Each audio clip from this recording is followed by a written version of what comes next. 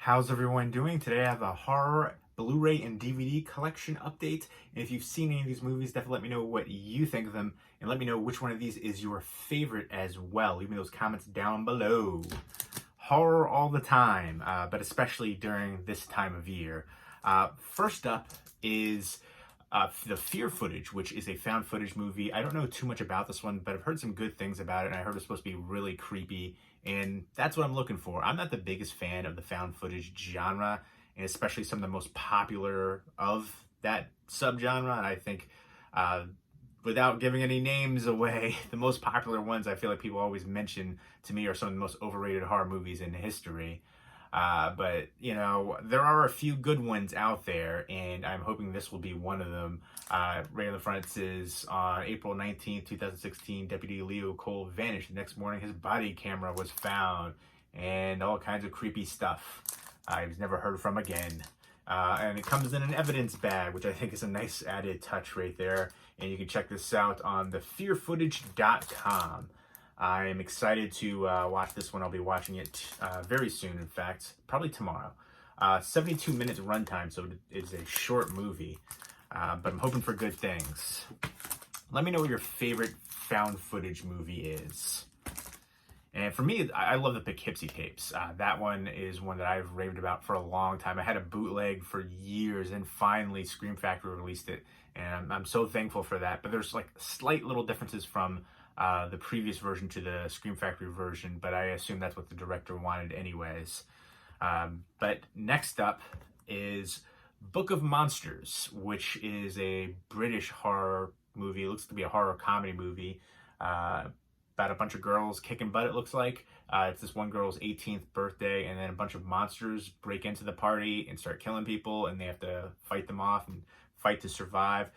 This is from Epic Pictures and Dread Central, and I like what they do for the Dread Central releases. They're numbered on the spines, so if you want, you can line them up if you have like multiple ones in the collection, which I think is cool when companies do that. A few different ones do that, so this looks like it's going to be cheesy, outrageous, ridiculous, over-the-top fun. So I'm going to give this one a chance coming up soon. Next up is... I've only seen 2 out of all of these, so this is one of the ones I've seen, and it's Intruder. This is the director's cut. I got rid of my DVD a while ago, and I meant to upgrade this, but I know there was another one that had like a work print, and I think that's like super rare to come by, and I really haven't seen one in a while, so I decided to finally pull the trigger and pick this one up. And in fact, I think this was like, even on Amazon, I was like 1 to 2 months for shipping. I was like, forget it. So I just got it on eBay. But I remember loving this. It's been a year since I've seen it, but I remember thinking like, this is one of my all-time favorite slashers, easy top 10 for me. Let me know what your all-time favorite slasher movie is. Outside of like the big genre, like the franchise ones, like Friday the 13th, Texas Chainsaw Massacre. I put Phantasm in there too, and Halloween, of course. So yeah, you know, those are like the big ones. And outside of those, let me know what your favorite slasher movie is. But I remember there's like, they're in a supermarket that's closing down, and it's the last night, and people are being killed. And I remember I used to have the DVD, and on the DVD cover it said, with Bruce Campbell, and Bruce Campbell was in it for like a few seconds. So yeah, it's Sam Raimi, I guess, and Ted Raimi are both in here. I think just briefly too. And I remember the special effects here being really good. It's directed by Scott Spiegel. Yeah, I remember like the gore effects for this were really awesome. And again, I am really excited to revisit this one. It's been years, and it's a new 2K restoration, and it's the original uncensored director's cut. So this is all new. And yeah, I thought the DVD that I had before, which was like a red cover with like a silhouette of an intruder person, I thought that was uncensored, but I guess we will see. And again, this to me, from memory, I remember thinking it was like in the top 10 slashers for me. So I'm hoping it still lives up to that memory of it. Next up is a Dutch horror movie, Slaughter Night. And this is kind of intriguing, the concept for it. It's basically before the death penalty was abolished in the Netherlands in 1860. Convicted killers were used in mines as so-called firemen. They had to detect dangerous gas leaks and then set them off.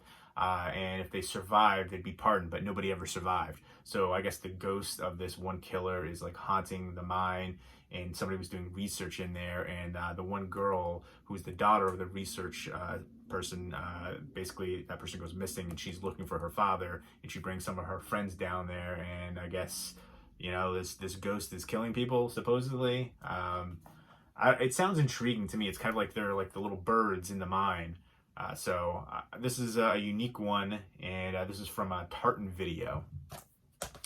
And next up is another found footage movie. Actually, I forgot that this was at the bottom of this list right here. But I remember enjoying the heck out of this. I saw it a few years ago, and I thought it was one of the better found footage movies of recent years. Unfortunately, it got comparisons to Unfriended because of like the webcam aspect. But Unfriended was just terrible to me.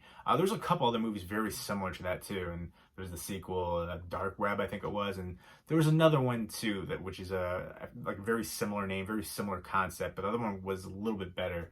But this one to me, I thought was really creepy, and I love the ending to it.